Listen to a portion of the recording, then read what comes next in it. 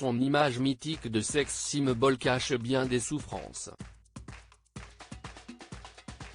À l'âge de 16 ans, Brigitte Bardot tente de mettre fin à ses jours, désespérée de devoir se séparer de Roger Vadim.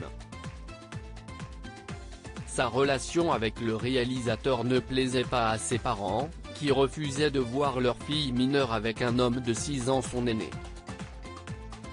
L'ex-actrice a finalement survécu à cette tentative de suicide et a pu épouser l'élu de son cœur. Mais cette idylle donne suite à 2 autres drames. À savoir, des avortements douloureux, comme l'a relaté la biographie Vérité Bébé, parue au mois d'avril 2021 aux éditions Tohu Bohu. En effet, en 1951, un an après sa rencontre avec Roger Vadim, Brigitte Bardot s'envole pour la Suisse dans le but de subir un avortement clandestin. L'intervention a lieu dans des lieux glauques, sans hygiène, selon l'auteur Pascal Louvrier. Les douleurs qu'elle a ressenties furent atroces. Elle est traumatisée.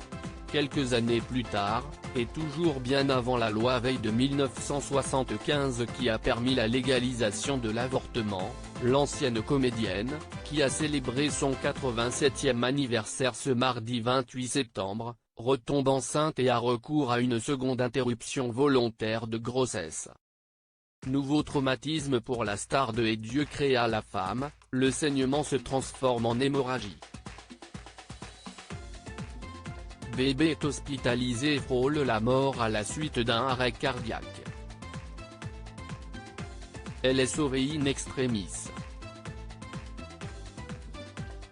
Brigitte Bardot a une peur panique de la maternité, d'effroyables expériences qui ne l'ont pas laissé indemne et qui ne l'ont même pas convaincu de signer le manifeste des 343, défendant l'avortement en 1971.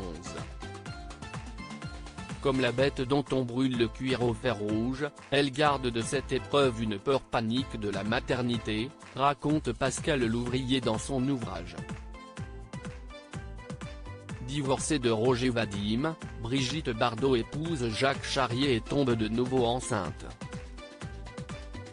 Son premier réflexe reste celui de se tourner vers l'avortement, mais aucun médecin ne cédera à sa demande, compte tenu de ses précédentes interruptions volontaires de grossesse. À 26 ans, elle donne naissance à son unique fils, Nicolas Jacques. Un garçon avec lequel elle ne crée aucun lien maternel, avouant des années plus tard que son traumatisme n'aurait été qu'amplifié par la présence de la presse et des photographes au chevet de son lit d'hôpital, tant la naissance a été médiatisée.